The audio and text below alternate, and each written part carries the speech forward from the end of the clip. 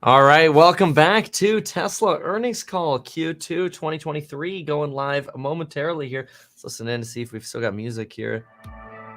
Yeah, we certainly do. All right, we're going to be waiting for this Tesla earnings call to begin, and I will add commentary. I'll take notes as I go through, and then we'll go through, obviously, a summary towards the end.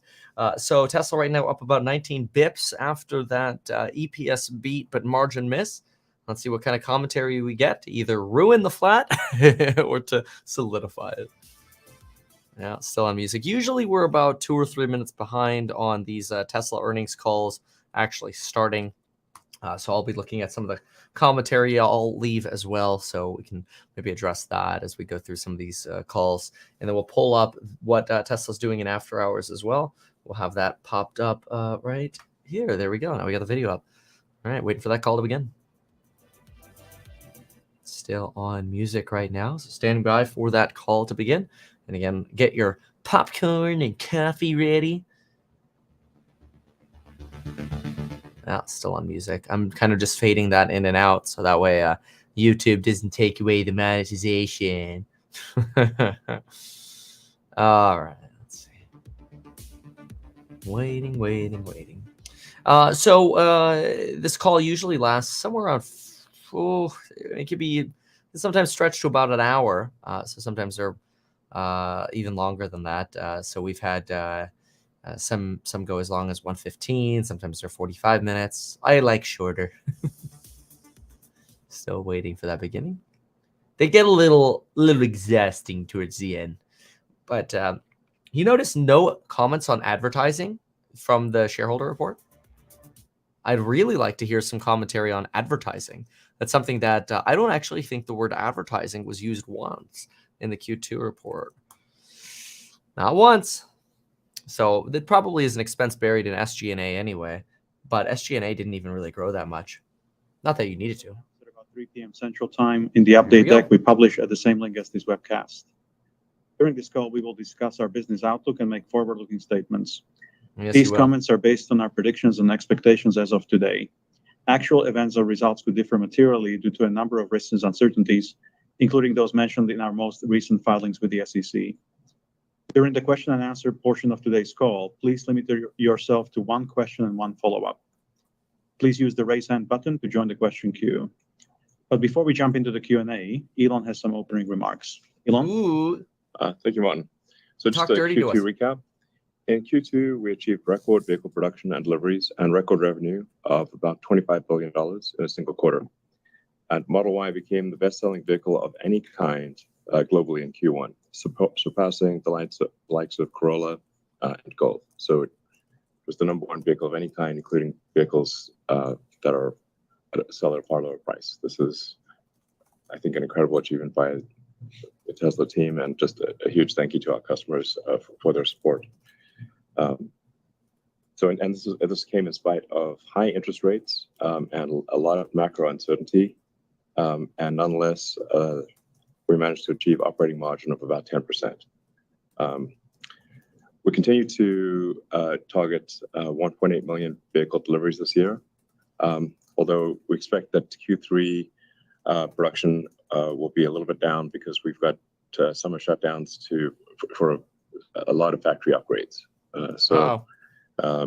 Just probably a slight decrease in production in Q3 for sort of global factory upgrades. There's the red. In the long term, autonomy, we think, is going to just drive volume through the ceiling next level. And our sort of future robotaxi products, dedicated robotaxi products, we think have like quasi-infinite demand. The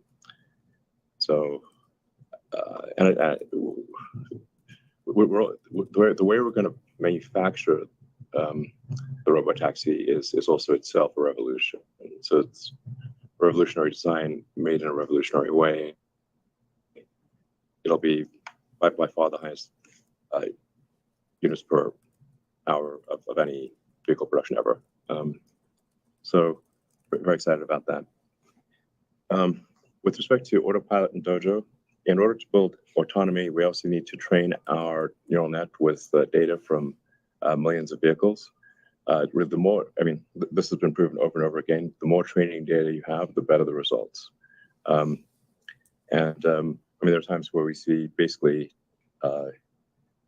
in a neural net, basically it's sort of at 1 million training examples, it barely works. At 2 million, it slightly works. At 3 million, it's like, wow, okay, we're seeing something. But then you get to like 10 million training examples. It's like it becomes incredible.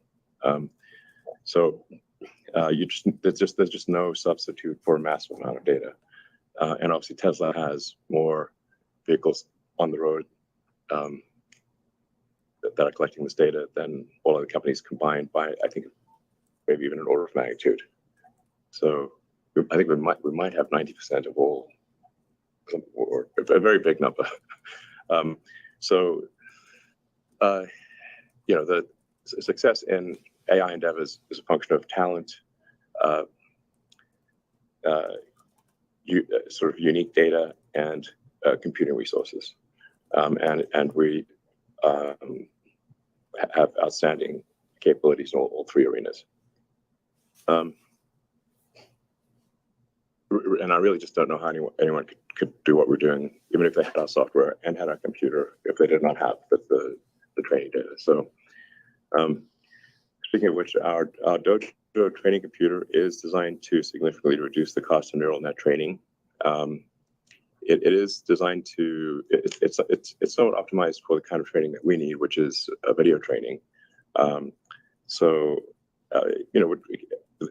We just see the need for neural net training, again, talking of being quasi-infinite things, is just enormous. I think we expect to use both NVIDIA and Dojo, to be clear. But we just see a demand for really vast training resources. We think we may reach in-house neural net training capability of 100 exaflops by the end of next year. So to date, over 300 million miles have been driven using FSD beta. That 300 million mile number is going to seem very small very quickly. It'll soon be billions of miles, then tens of billions of miles. FSD will go from being as good as a human to then being vastly better than a human. We see a clear path to full self-driving being 10 times safer than the average human driver. So, and between Autopilot, our Dojo computer, our inference hardware in the car, which we call sort of hardware 3, 4, but it's really dedicated. It's a high efficiency inference computer that's in the car, and our Optimus robot. Tesla is clearly at the cutting edge of AI development. With regard to our Cybertruck, we continue to build release candidates of the Cybertruck on our final production line in Austin. I'm actually here in Austin at the Gigafactory. This is the first truck that we're aware of that will have 4 doors over a 6-foot bed and will fit into a 20-foot garage. So it's sort of biggish on the outside, but it's even bigger on the inside. So I think that's one of the elements of good design is it should feel bigger on the inside than it looks on the outside. And this is no small car, but we really cared about the exterior dimensions of the Cybertruck down to the last millimeter. So it's just we try to get right in the middle of the Goldilocks zone, not too big, not too small, and then really maximize the utility of the volume. Those shutdowns will hit margins. We can't wait to start delivering it later this year. Cool. Some other highlights: our global supercharging network now stands at over 50,000, roughly 50,000 connectors and over 5,000 locations. As I think a lot of people are aware, the Tesla Tesla charging standard, which we made open source, and is now called the North American Charging Standard. We're deeply honored that Ford, GM, Mercedes, and many other OEMs have signed up to use our connector and gain access to our charging network. We strongly believe in helping other car companies to accelerate the EV revolution and just trying to do the right thing in general. So that's our goal there.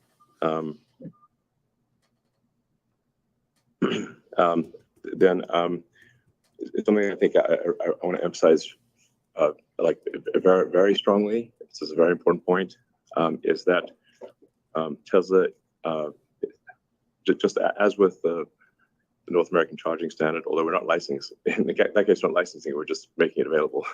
but we are very open to licensing our full self-driving software and hardware to other car companies.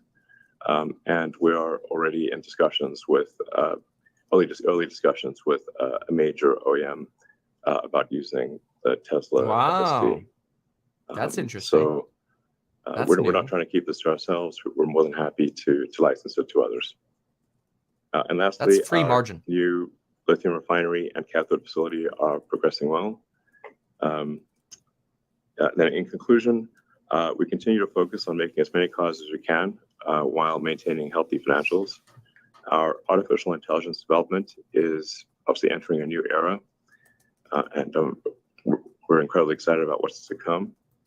Our other businesses, such as Megapack, supercharging, service, and whatnot, all started to become a meaningful contributor to overall profitability this quarter. And then lastly, I'd just like to profusely thank all of our employees who are making a lot of extra effort during uncertain times. Thank you very much for your hard work and the impact you're making. Thank you very much, Elon. And I think Zach has some opening remarks as well. Yeah, thanks, Martin. As Elon mentioned, Q2 was another record quarter of production and deliveries, as well as records in profit for our energy and services and other businesses. Congratulations again to the Tesla team on the continued progress. As we navigate through a period of economic uncertainty, rising interest rates, volatility in consumer confidence, and regulatory change, I want to comment on our financial approach. First, the single most important priority is to ensure we are continuing to invest heavily in the core technologies that will drive the long-term value of the business. This includes increasing spending on AI-related technologies such as full self-driving, Optimus, and Dojo, as well as new products such as Cybertruck, our next-generation platform, and the Semi, as evidenced by the continued growth in our R&D spend. This also includes continuing our investments in capacity expansion, not only in our vehicle factories, but also our supercharging network, service, internal applications, and battery processes, as we continue with meaningful capital expenditures to lay this foundation for the future. Second, we continue to work towards our goals of maximizing volumes on both our vehicle and energy business, but most importantly, doing so in a way that generates the capital to continue our pace of R&D and capital investments. This requires a strong focus on per unit COGS reductions in each of our key businesses, as well as working capital improvements on raw materials, work in process inventory, and customer AR, all of which progressed appropriately in Q2. Good. If we look specifically at our automotive business, our gross margin showed a modest reduction and remained healthy, despite action taken to further improve vehicle affordability early in the quarter. We realized per unit cost improvements in nearly every category, including material cost and commodities, manufacturing costs, and logistics. Think autopilot, folks. You don't have to license full self-driving yet. Just start with autopilot. It'll make huge money for Tesla. Even just autopilot is way better than what the other cars have. Megapack. As a reminder, storage volumes are typically volatile sequentially based on the types of projects and their specific revenue recognition milestones. As we look forward to the rest of the year, I want to reiterate Elon's comments on Q3 volumes driven by planned downtimes for factory upgrades. These upgrades will also carry some amount of factory idle cost. However, we are working to minimize as much as possible. It's also important to keep in mind the uncertainty in the macro environment, which can impact our execution positively or negatively in the near term. Regardless, we continue to remain dynamic with a focus on fundamental efficiency and a long-term outlook. Congratulations again to everybody on a great quarter. Thank you very much, Zach. And let's go to investor questions. The first question on licensing FSD we've already answered, so let's go to the second one. The second question is, what is the status of 4680 cells? How far are you from the specs you laid out on Battery Day? When do you expect to achieve what you laid out on Battery Day? Yeah, first I'll just start with a little bit of a production update. So in Texas, 4680 cell production increased 80% Q2 over Q1, and the team surpassed 10 million production cells produced here in Texas. So congrats to the team for that. Their focus on yield reduced our scrap bill by 40% quarter over quarter, and that resulted in a 25% reduction in cell COGS. Here in Texas, we're preparing to launch our Cybertruck cell, which is 10% higher energy density than current production. That was accomplished through process and mechanical design optimization. As we scale Cyber cell production through the end of the year and early next, we should be in a comfortable place on cost per cell. Against our battery energy density targets, the Cyber cell is at our expectations on a like-for-like electrochemistry basis. We're yet to integrate silicon or in-house cathode production, both reviewed on Battery Day, which do bring significant further energy density and cost improvements, but that is a topic for another day. Lastly, it is important to remember that most of what we focused on at Battery Day was the Tesla-engineered 4680 production system and the improvements we strove to achieve on equipment, factory density, capital cost, and utility cost reduction, all of which we are realizing in our Texas scale-up to date. Thank you very much. The next question is, can you talk more to the upcoming Tesla energy products and how your thinking has evolved on the revenue model? Given Tesla's AI capabilities, how do you see the long-term mix between hardware margin and recurring software margin from Autobidder as this segment accelerates? We can't comment on future product roadmap, but I can provide a quick energy Q2 update. Megapack continues to show strong demand globally, with Lathrop ramping successfully to meet our contracted projects in 2023. As stated last quarter, Megapack margins are in a reasonable place in line with our target market, vehicle target margins. The second final assembly line at Lathrop is progressing on schedule, eventually doubling Lathrop capacity ahead of our full factory ramp in 2024. We have several exciting large projects in construction or nearing completion, including the KES project in Hawaii, the Riverina project in Australia, several projects in California, and one here at Gigafactory Texas that I toured today, actually. We want to thank our customers, utilities, and grid operators for trusting us with these projects. On the Autobidder question, we continue to grow Autobidder contracts in wholesale markets like Australia, Texas, UK, and California with over 6 gigawatt hours under Tesla's dispatch next year. In the UK, our projects performed best in the industry in Q2. Autobidder does have software margins and is an enabler for hardware sales, but it's a relatively small contributor to revenues given how much deployment growth on the Megapack hardware side is occurring. It's important to remember that these large capital projects have lifetimes of 20 years, so recurring revenues on an annualized basis relative to upfront CapEx are small. On the residential side, we have some fun things happening. We recently surpassed 500,000 Powerwalls installed. Just this week, we were launching Charge on Solar, which allows Tesla Powerwall and vehicle customers to charge their vehicles using their excess solar and drive only on the sunshine that hits their roof. Yesterday, we began paying customers in Texas for participating in our virtual power plant to provide grid support to ERCOT. We expect these credits to lower our median customers' annual bill by a third and to increase these credits over time as ERCOT expands market access. And today, we are expanding Tesla Electric enrollment to new Model 3 owners in Texas, followed by all Texas vehicle customers over the rest of the quarter. Unfortunately, and somewhat similar to Tesla Insurance, bringing Tesla Electric and VPP capabilities to our customers requires working through a fractured regulatory environment on a jurisdiction-by-jurisdiction basis. In the long run, the value of residential energy software and hardware will be driven by the level of market access that utilities, market operators, and regulators permit. Where Powerwall is eligible to provide the full stack of energy services, like peaker capacity and system buffering, such as in Australia, we can more than double the value of ownership relative to a typical system today. Thank you very much. The next question is, could you quantify the benefits to COGS per unit from the IRA battery manufacturing incentives? And secondly, battery raw material declines year to date. Yes, good question. All right, I can take that. On the first part of the question for IRA manufacturing incentives, we provided previous guidance that we expect these to be for the course of this year in the range of 150 million to 250 million per quarter. We are staying within that boundary as we guided previously, so that was the case in Q2 as well. I will note, I think we've mentioned this before, that this includes a 50-50 sharing of credits for qualified cells from our long-term battery partner, Panasonic. On the commodity side, we are continuing to see improvements there, as we've discussed previously. Lithium is the most notable improvement so far. I think I commented on this on the last call, because typically we see this coming about a quarter before it actually is realized in our financials. And also, just as a reminder, we're not fully exposed to the price of lithium. Our supply chain team has done a terrific job in partnership with a bunch of other companies to put in place some long-term agreements here, but we do have some exposure that moves up and down. We're also seeing benefits in aluminum and steel, which I think is great. Not as large as the lithium impacts, but they contribute nonetheless. So if we add up the total impact of this in Q2 relative to prior quarter, it's about the same size and magnitude as the IRA benefits that we also received.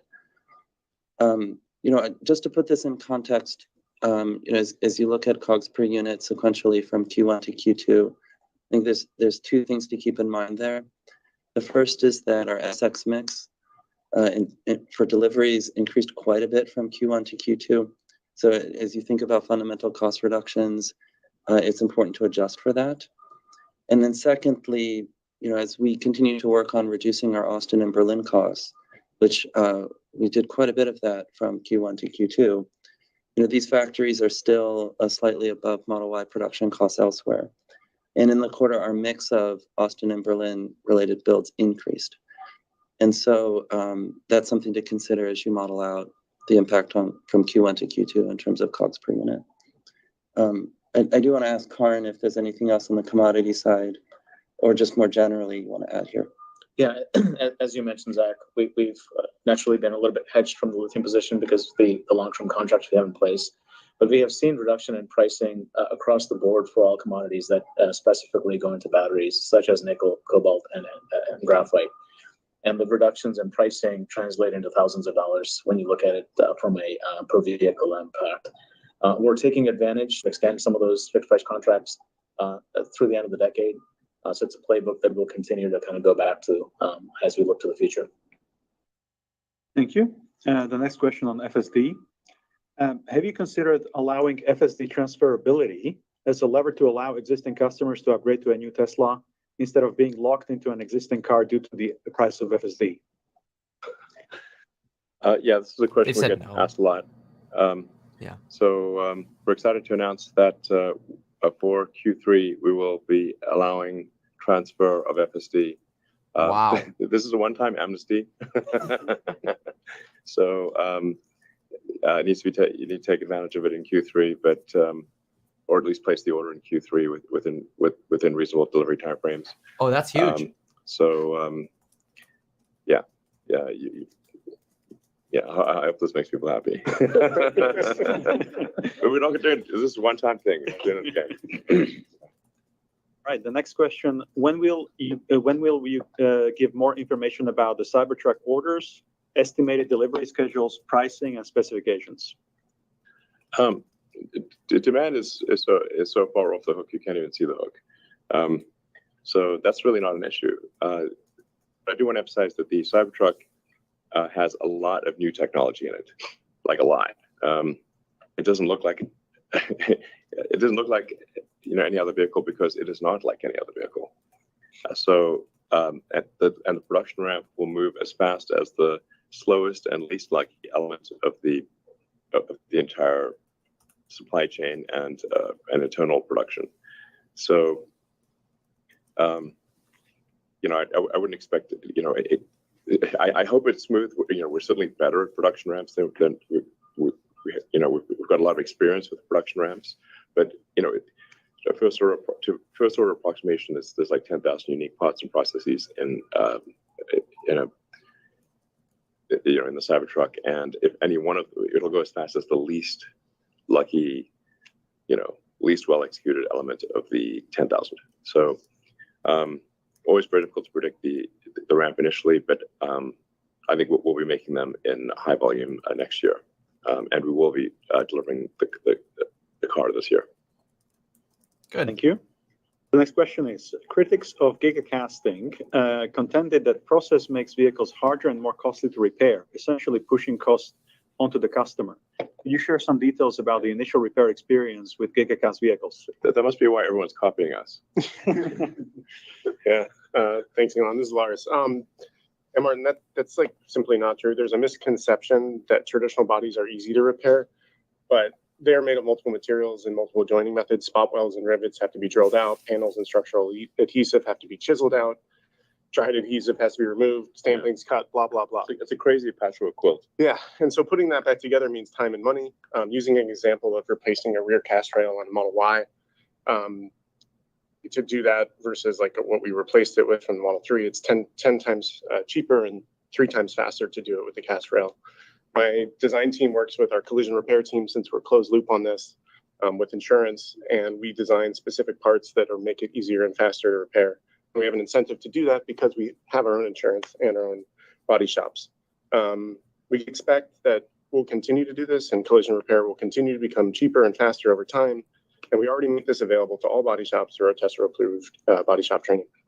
Yeah, closing the loop on collision repair and factoring that into design is a big deal. It's crucial. I don't think anyone else can do it with the ecosystem that we have. So yeah, and we are actually able to change the details of the casting with inserts, and we actually do that all the time.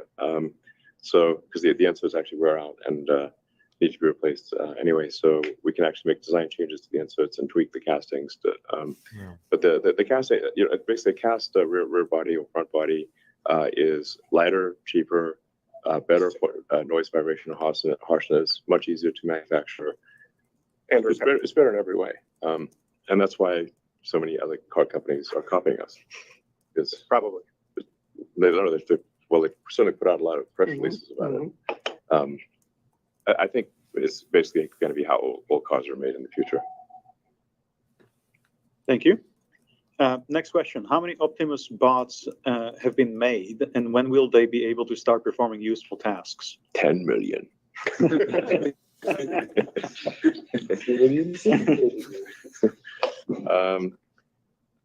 Yeah, I think we're around 5 or 6 bots. We're 10, I guess. Yeah, which depends on how many are working in what phase. But it's sort of like there's more every month. There's a lot of interesting things about the Optimus bot. We found that there are actually no suppliers that can produce the actuators. There are no off-the-shelf actuators that work well for a humanoid robot at any price. Certainly not compelling humanoid robot. Yes, not a humanoid robot that can do stuff that the things that a human can do. So we've actually had to design our own actuators that integrate the motor, the power electronics, the controller, the sensors, and really every one of them is custom design. And then of course we'll be using the same inference hardware as the car.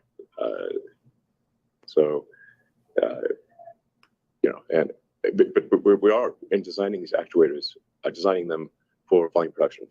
So they're not just lighter, tighter, more capable than any other actuators that we're aware of that exist in the world. But it's also actually manufacturable. So we should be able to make them in volume. The first Optimus that will have all of the Tesla designed actuators, sort of production candidate actuators, integrated and working should be around November-ish. And then we'll start ramping up after that. In terms of when we'll be able to do some useful things, we'll first be trying this out in our own factories and just proving out its utility. But I think we'll be able to have it do something useful in our factories sometime next year. I would be, I'm pretty confident of that.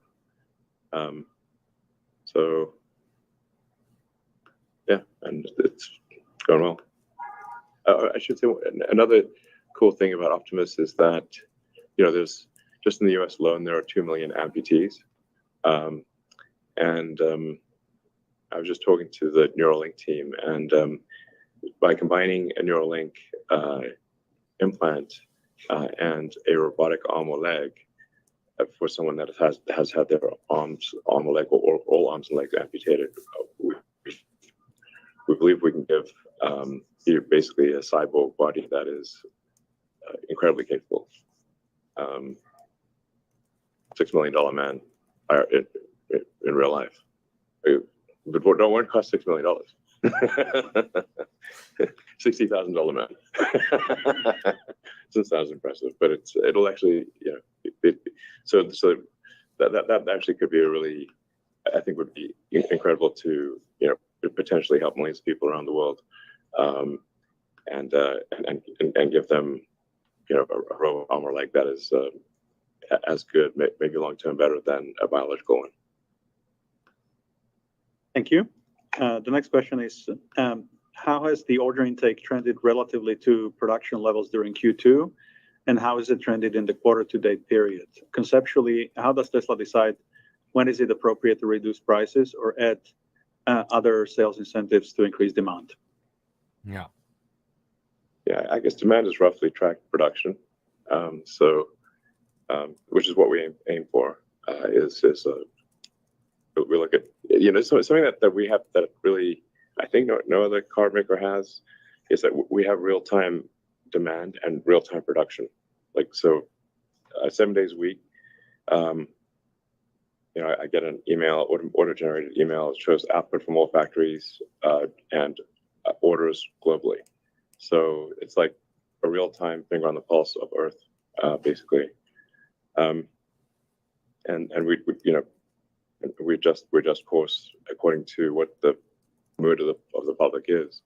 Buying a new car is a big decision for the vast majority of people. So, anytime there's economic uncertainty, people will generally pause on new car buying, at least to see what happens. And then obviously another challenge is the interest rate environment.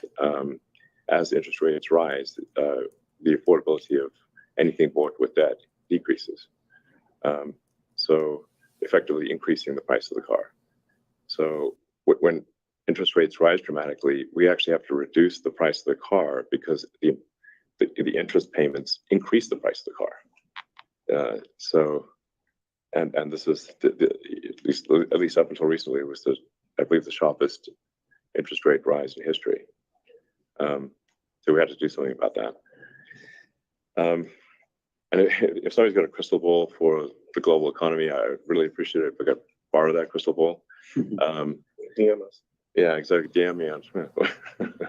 It should be a note on Twitter. One day it seems like the world economy is falling apart, and the next day everything's fine.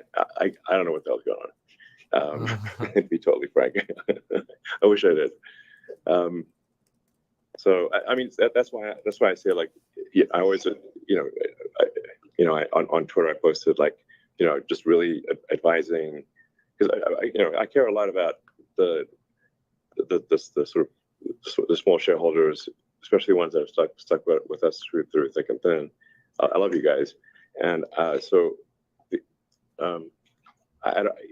we can't control these macro shocks, or the manic depressive nature of the stock market. So that's why I recommend against margin loans in times that are turbulent. If times are not that turbulent, actually a margin loan can be a smart move within reason. But we're in, I would call it, turbulent times. I have very high confidence in the long-term value of Tesla.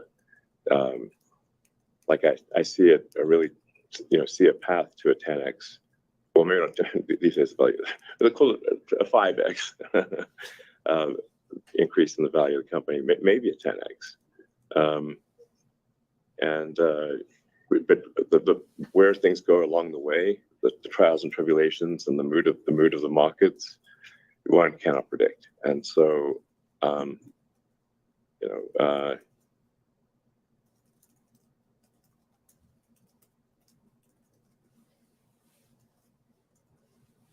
Where'd he go?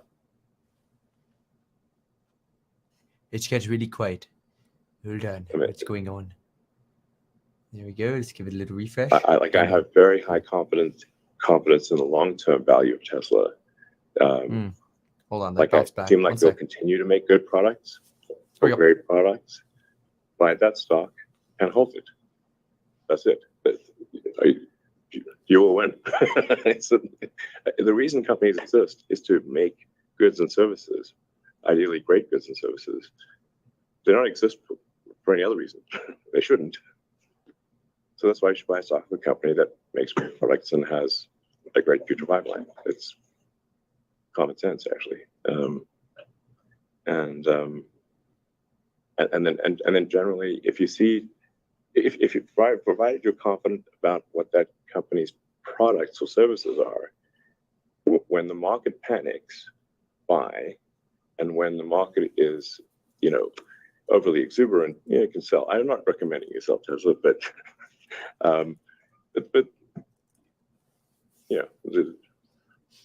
buy low, sell high.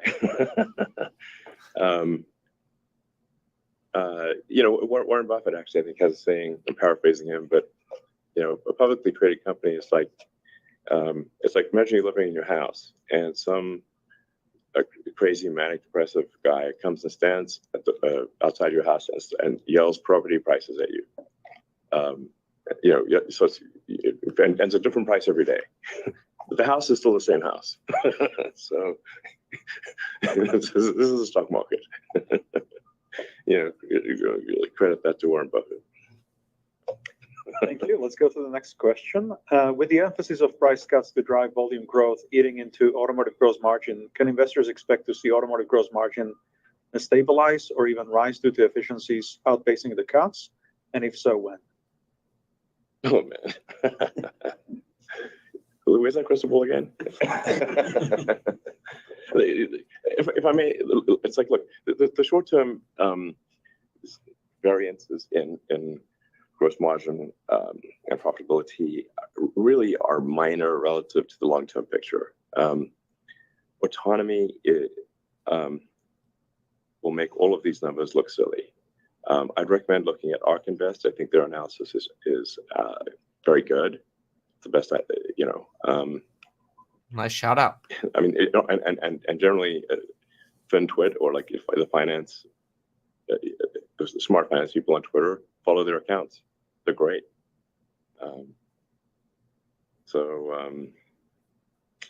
That's that's in my opinion where you'll get the best info. I strongly believe Tesla is an epic long-term investment, and don't sweat it when things go up and down. In fact, if the market panics, buy. If the market's a little too exuberant, sell at the time. But just generally, like I feel confident. We will deliver over long term, but can't control short term. So, and the autonomy is really where it's at. I mean, Zach, what do you? Oh, I fully agree with you. I think the only thing in the short term that matters is what I said in my opening remarks, which is, are we generating enough money to continue to invest?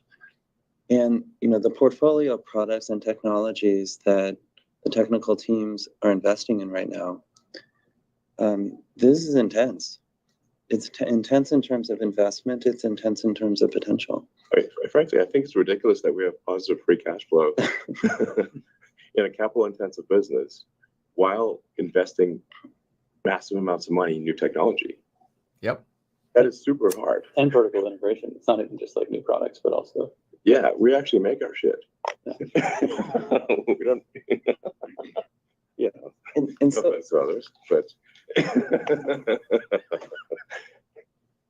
Sorry. In person, boarding school.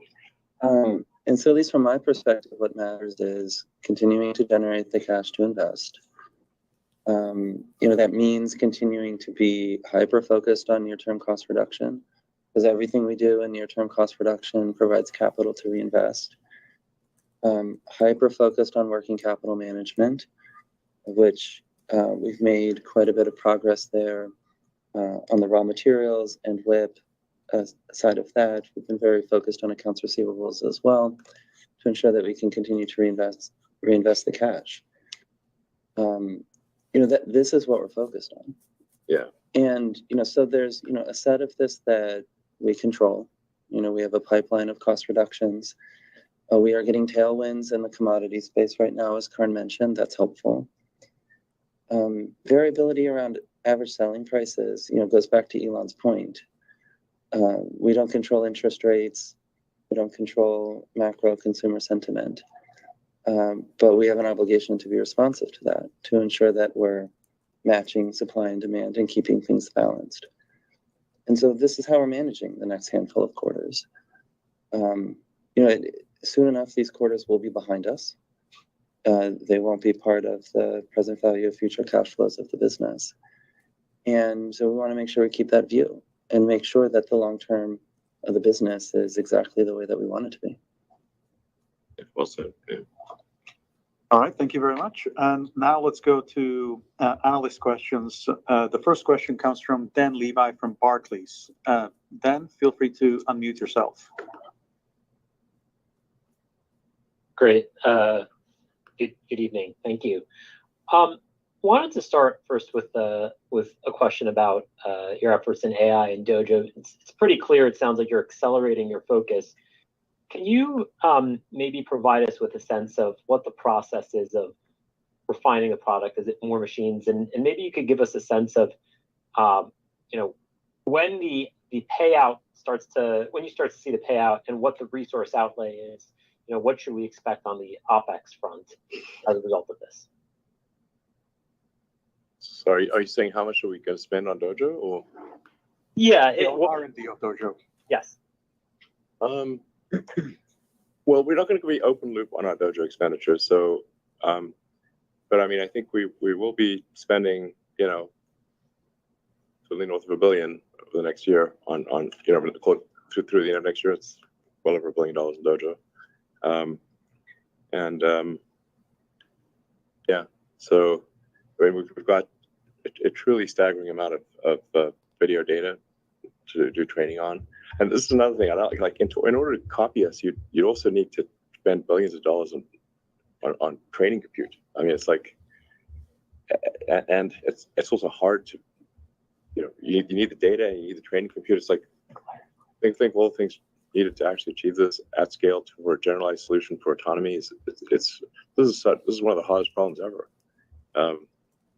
You see a lot of AI companies doing, LLMs and whatnot. And I'm saying, if they're so great, why can't they make a self-great driving car? Because it's harder. That's why. But I do think I think there's some, great AI companies out there. But just fundamentally, the staggering amount of data we've got to process has got to be processed somehow. And custom silicon is the best way to do that. So that's what Dojo is designed to do, is optimized for video training. It's not optimized for LLMs. It's optimized for video training. With video training, you have a much higher ratio of compute to memory bandwidth. Whereas LLMs tend to be memory bandwidth choked. So that's it. I mean, but like I said, we're using a lot of NVIDIA hardware, and we continue to we'll actually take the NVIDIA hardware as fast as NVIDIA will deliver it to us. Wow. Tremendous respect for Jensen and NVIDIA. They've done an incredible job.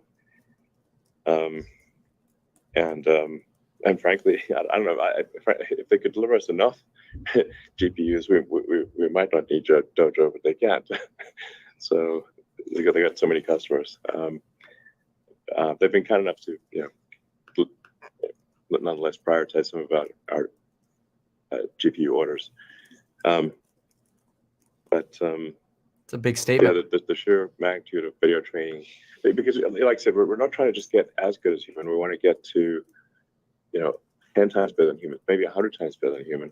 Right now, I believe there's something on the order of 1 million automotive deaths per year, and then if you say permanent serious injuries, I think it's probably closer to 10 million per year. So it matters if you're twice as good as human, 10 times if like 10 times better than human would still mean 100,000 deaths, and 1 million severe permanent injuries. So it's like, okay, well, we'd rather be 100 times better. So there's really, it's a march of nines, and we want to achieve as perfect safety as possible. It's vast, truly mind-boggling amounts of video and computer needed for that.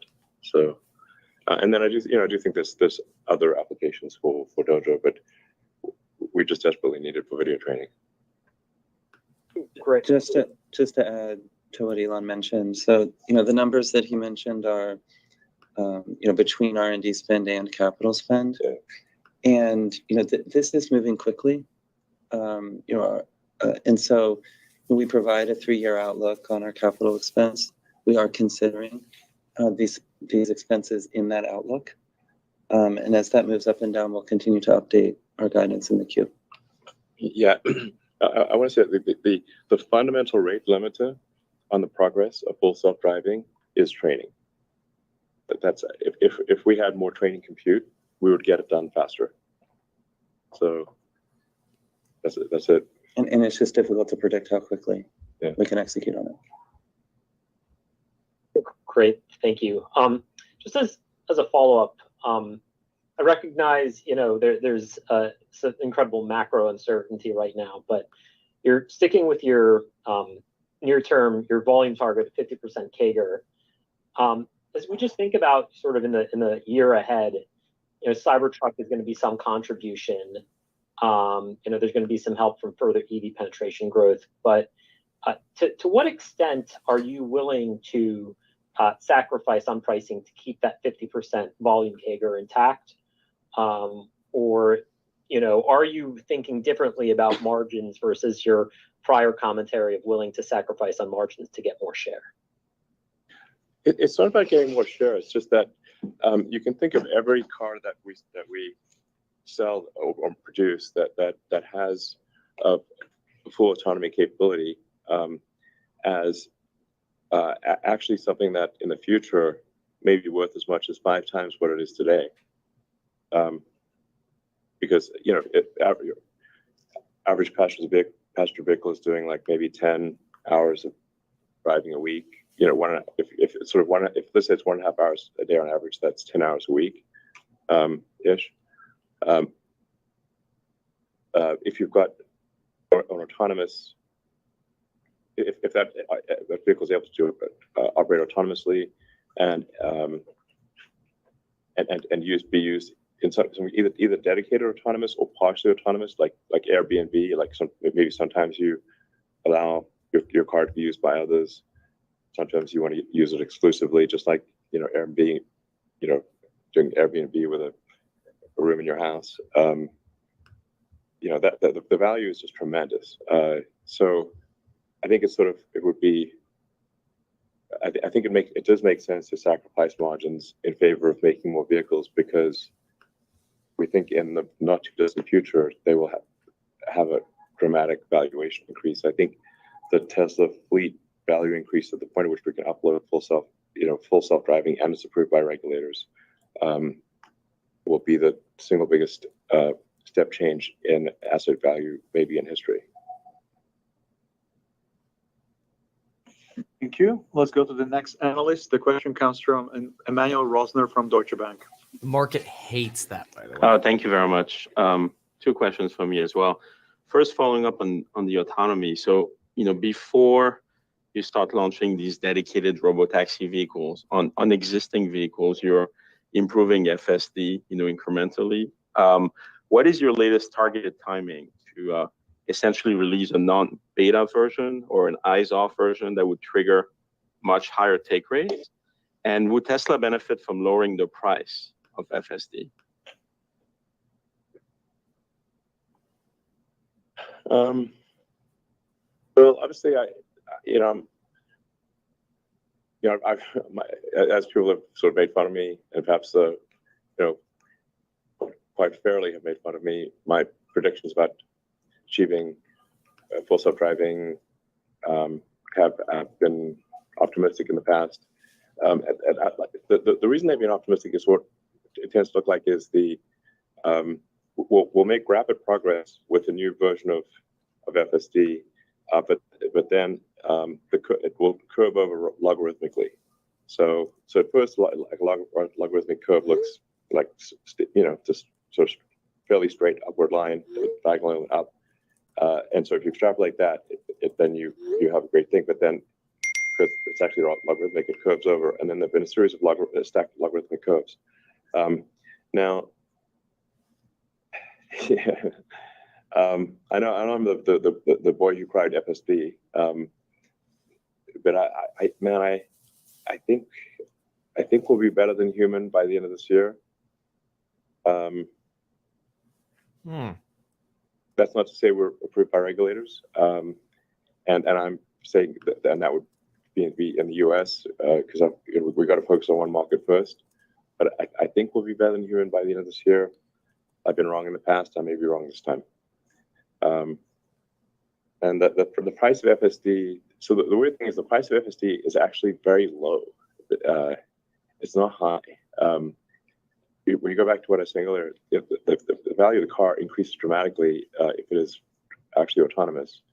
$15,000 is actually a low price, not a high price.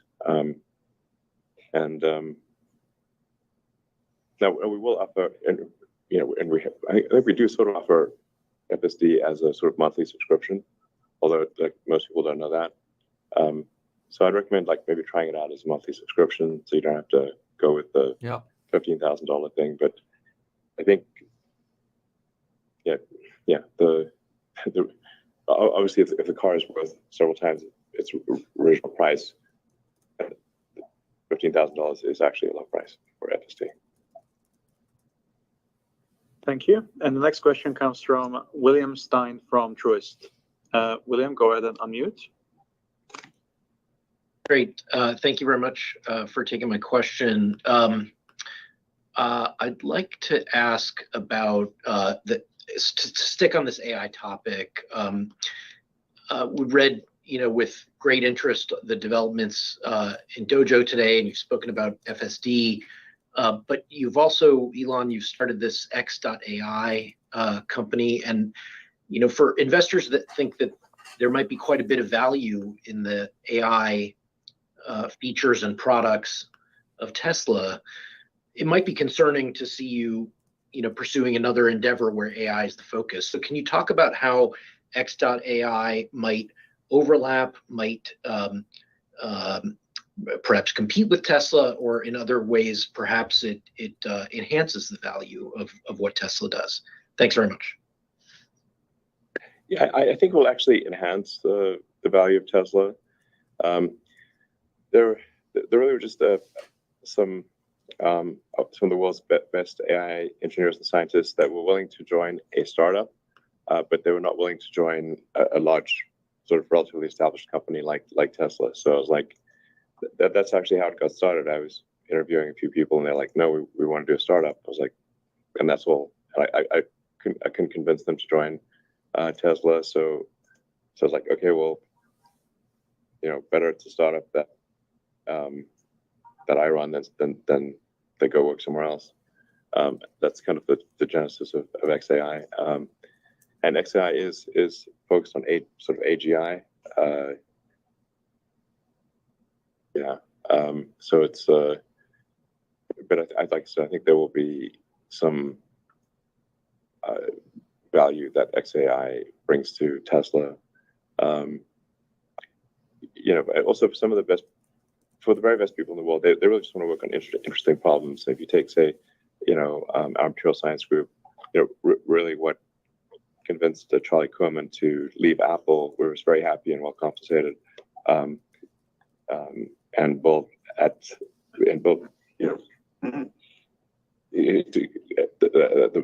what we think is the best material science group in the world, was that he got to work at both Tesla and SpaceX. He wasn't willing to leave Apple if it was just Tesla, but he was willing to do it if it was Tesla and SpaceX.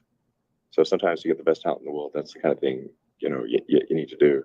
And that actually has been very beneficial to Tesla. So, if I could squeeze one more mundane question in, I wonder if you think you can hit the 1.8 million unit number with current pricing, or do you anticipate needing to continue to lower prices? Because it seems like they've stabilized. The trends have stabilized in the last maybe month and a half. Should we expect a sort of continued decreases or more stabilization for the rest of the year? Good question. Sure. We have really sort of restarted the referral program, which I think will be quite effective. As Zach was saying earlier, we don't control the macroeconomic conditions. So if interest rates continue to rise, that reduces the affordability of cars. And for a lot of people, they're really trying to balance, just barely breaking even every month. In fact, if you look at the rise in credit card debt, they are in fact not breaking even every month. Like credit card debt is looking scary. So we just don't control macro conditions. If macro conditions are stable, I think prices will be stable. And if they're not stable, then we would have to lower prices. Yeah. Thank you. Let's go to Colin Rush from Oppenheimer. Thanks so much, guys. As you're building out Dojo and implementing what truly is going to be a highly complex set of software, can you speak to the maturity of the operating system and how much outsourced software you're expecting to use in that system? This is a custom software stack, but it is designed such that you can run at a high level PyTorch and JAX. But then we have to customize it to actually run on a custom silicon. So the software stack is a combination of open source software and then Tesla software all the way to the bare silicon, which is the case for the inference computer in the car.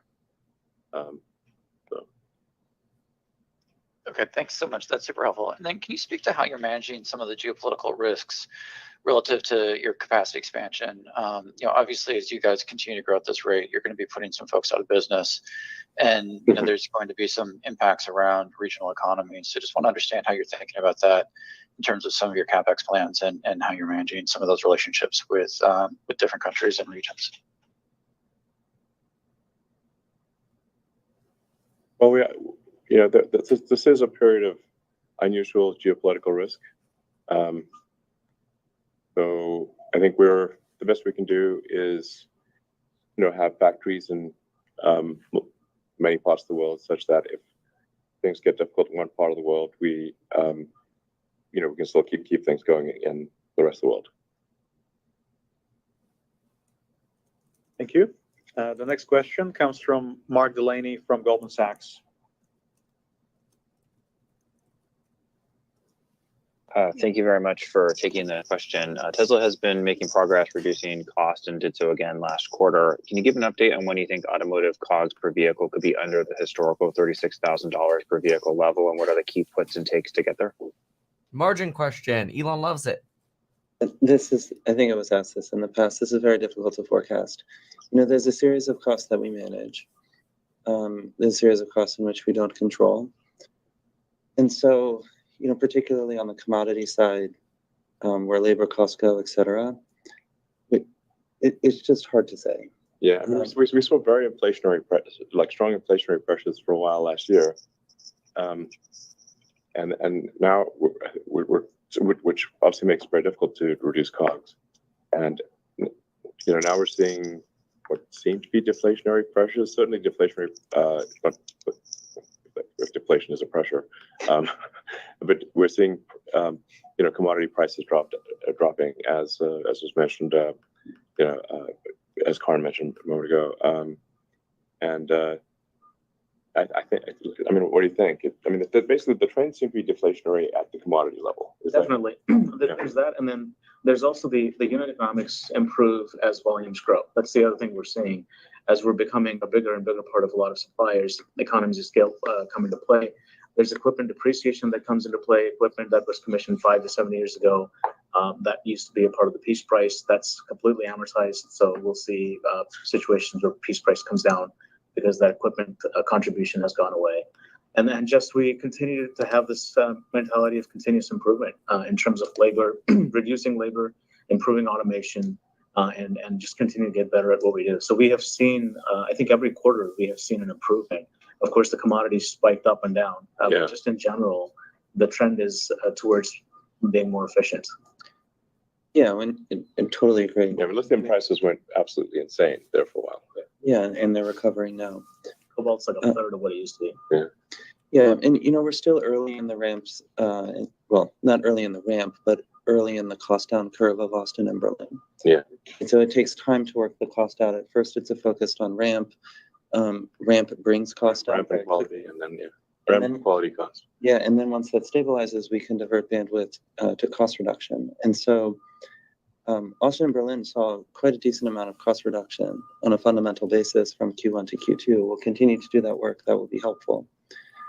And so we're just going to keep chipping away at it. Yeah, packaging is a big element to that. Yeah, logistics too. Logistics is normalizing, which is great. Qbot utilization, something that the team has been very focused on. So every bit of it. Yeah, it's hard. Logistics is underappreciated. Yeah, the old saying goes like, battles are won with tactics, wars are won with logistics. Yeah, and we made tremendous improvements in cost in all fronts. On expect costs, we have down to pre-pandemic expect cost levels now, and our goal is to go further down. So yeah, so when we look at our progress from Q1 to Q2 on cost, the way that we look at internally, normalized for the impacts of mix shift with Austin and Berlin being a higher percentage of our mix, normalized for SNX being a higher percentage of our mix in Q2 versus Q1. The sequential cost reduction, it might be the largest we've had in a while. So I think it's great work on behalf of the Tesla team, and we just got to keep it up. Yeah, it's a game of pennies. It's like Game of Thrones with pennies. Mark, do you have a follow-up question? I think you're muted. Yep. Yeah. Thank you very much for all the details on that. Maybe you could put a finer point on the downtime impact that you spoke about in your prepared comments, in terms of production impact, and then also to what extent there's a margin impact from those factory upgrades that you're planning this quarter. Thank you.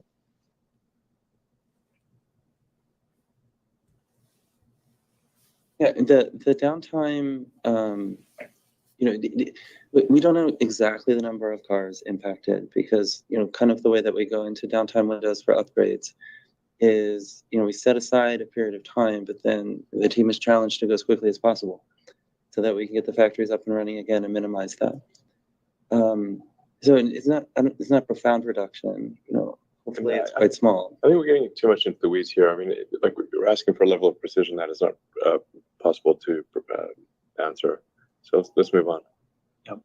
I think this is unfortunately all the time we have for today. Okay. So we'll speak to you all in the next 3 months. Thank you very much. Thank you.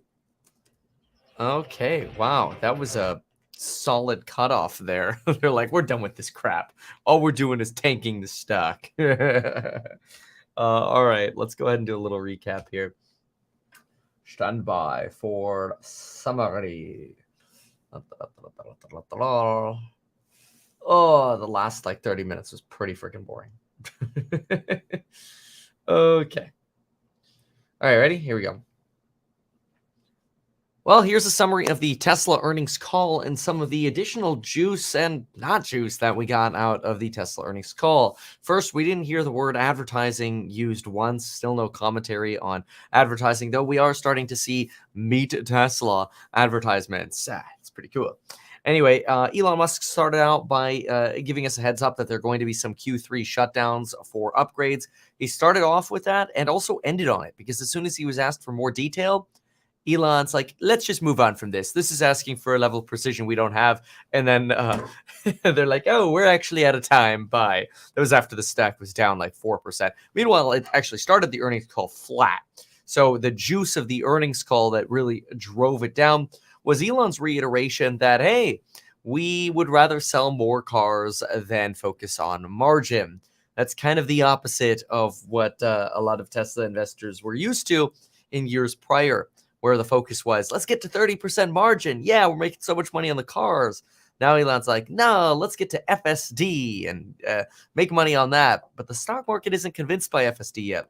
Though we did get some juicy updates. For example, we got this update that there will be a one-time amnesty opportunity in the third quarter to be able to transfer FSD from a car that you currently own to a new vehicle, sort of a one-time reward to existing members. That basically means if you bought a Tesla, say in 2017, and you have FSD on that, and now you want to upgrade to a new Tesla, you would be able to transfer what you paid for in that old vehicle to the new vehicle.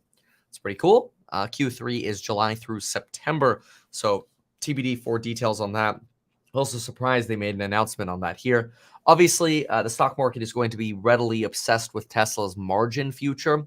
However, Elon made it very clear that is a short-term focused outlook, that we should be focusing on the long term, and that in the future, Elon sees a path to a 10x or maybe a 5x for Tesla stock and Tesla's valuation. Another thing that was quite interesting was this idea that Elon wouldn't be focused on Dojo if they could just get their hands on enough NVIDIA chips. Huge shout out there to NVIDIA, and not maybe the nicest pat on the back to the Dojo team, because it's sort of like we only have you because we can't get enough of them. Let's just say if you're the Dojo girlfriend, you're a little like, really? Anyway, this, by the way, previously Elon Musk has been sort of anti these FSD transfers because obviously that's where he sees that margin boost.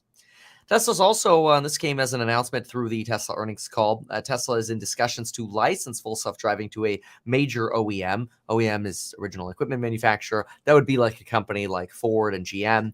Elon Musk has had discussions with them over the past few weeks here, even conducting Twitter spaces with the CEOs of those companies. So potentially one of those. This is nearly free margin, though you're going to have a lot of Tesla fans who are like, no, I want to be the only FSD out there on the road. Or others are saying, well, that's going to take years to deploy.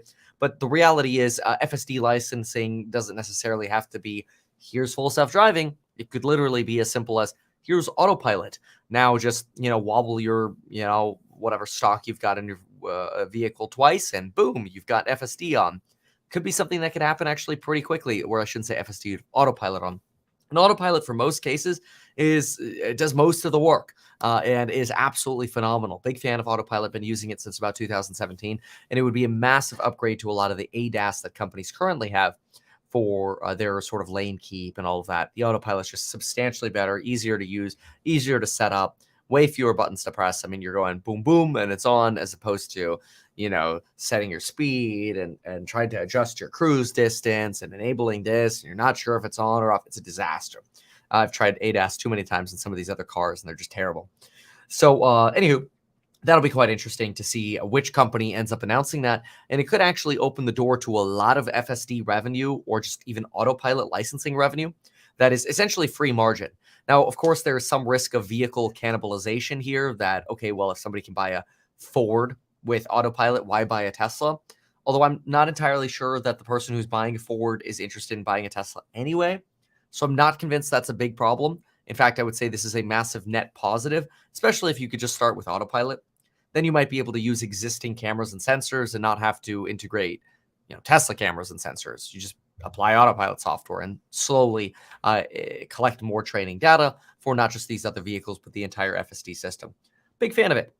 Cybertruck continuing to build release candidates. We actually saw Tesla stock drop about 1% on Elon talking about continuing to build release candidates, which is just a suggestion that they're still working on this. They're not actually in production yet. They're still sort of in that tooling and testing phase. So you saw Tesla drop about 1% on that tooling and testing phase for Cybertruck, even though we still expected this year. Saw Tesla drop 1% to 1.5% on talk that maybe margin isn't that important. even though Elon says, hey, demand sort of matches production, which is where we want to be, yeah, there's still that potential hint that maybe price cuts could come in the future, though they really danced around that. Not as much optimism as you would have previously heard on previous earnings calls. Cell production up 80% for 4680s from Q1. That's great. Some talk about the value of solar deployments being a little based on what kind of uniform regulation you get throughout the country. Not too optimistic there. On commodities, they continue to see some improvement, as well as improvement from the Inflation Reduction Act.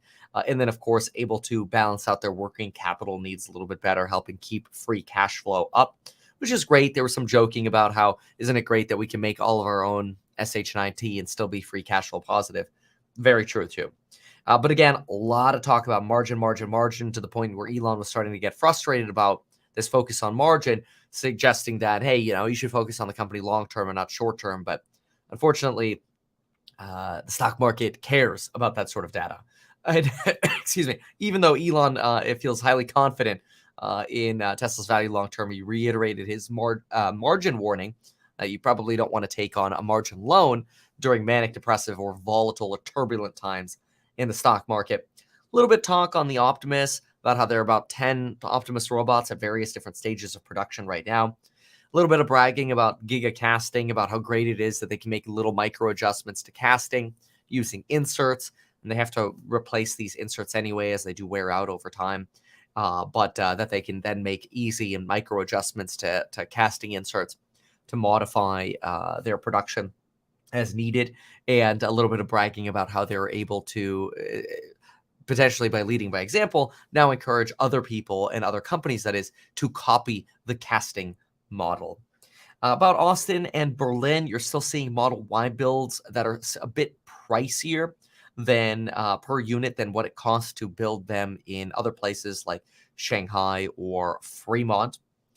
Stock is down almost 5% now, 4.5%. My expectation was that there was a chance that you would get to a downside of somewhere around, let's see here. If we jump on over to the fibs, we can actually just show the fibs on screen here. There we go. 258 was sort of that downside that I was looking for. That would be on a bad report. Looks like right now we're kind of bobbing around here in the 278 level. Not bad. That's a modest adjustment down. That bounce that rejects us basically off this longer term trend that we've been on, and puts us back to the ceiling and previous rejection levels where we've been, of somewhere around the 279 level, maybe that 285 level, some volatility there before getting to the 258 level. But yeah, some negativity here, likely driven by margin, nonsense basically, about the brushing off questions about margin. We're getting supercharging, obviously very exciting that you've got so many companies adopting the NACS, North American Charging Standard. Cyber production, they're at the highest units per hour is what they're expecting for any vehicle production ever. So they really think they can systematize the Cybertruck production pretty incredibly, which should help with margin as well, though nobody even knows what the Cybertruck is going to sell for. So some things to pay attention to for Cybertruck. There will be a lot of obviously institutional analysis over the next day or so that's going to affect how Tesla stock ends up moving. The little shutdown there at the end, though, about getting to the weeds of the Q3 production shutdown, wasn't something that left, I think, investors with a lot of optimism that Q3 is supposed to be better. But oh well. So overall, I'd say, benign earnings report. Some cool announcements on the FSD transfers and FSD licensing, but really dodgy on margin, suggesting, margin is going to be something we're still dealing with for the next few quarters. We did get commentary on, hey, we just got to get through basically the next few quarters, and then we'll be basically off to the races with how many cars we're able to sell, especially when we get into an interest rate falling environment. So this gives you a little bit of a summary on what happened on the earnings call. Nothing here that I would say is scary, but definitely nothing super exciting to where God is coming down with bags of cash to make the company substantially more profitable. So overall, I'd say kind of what you would expect. A little bit of a give back on the rally that we've gotten for Tesla. Nowhere near as bad as it could have been, though. So I would walk away from this overall kind of like, all right, 4 or 5% give back on the stock after that. No problem. Let's take it from there. So thanks so much for watching. Make sure to remember that you can still get a phenomenal price on those programs on building your wealth between now and next Wednesday. Big price increase. Email us for bundle coupons at staff@meetkevin.com. And you can also email us or check out the website for shadowing options. Course members get a really good deal on shadowing. We just explored some real estate with a course member, and it was a blast, and we'll be doing more of that. So we're pretty excited about exploring real estate with y'all, and I can't wait to meet y'all in person. So thank you so much for being here, and we'll see y'all in the next one.